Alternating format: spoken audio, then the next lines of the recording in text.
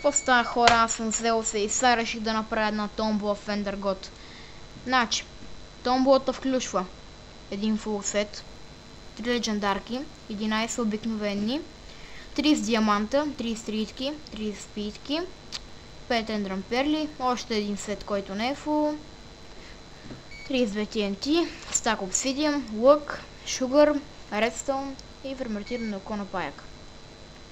За да се запишете за томболата, трябва да се абонирате за мен, да харесате клипа и пишете в коментара запис, име и скайп за връзка.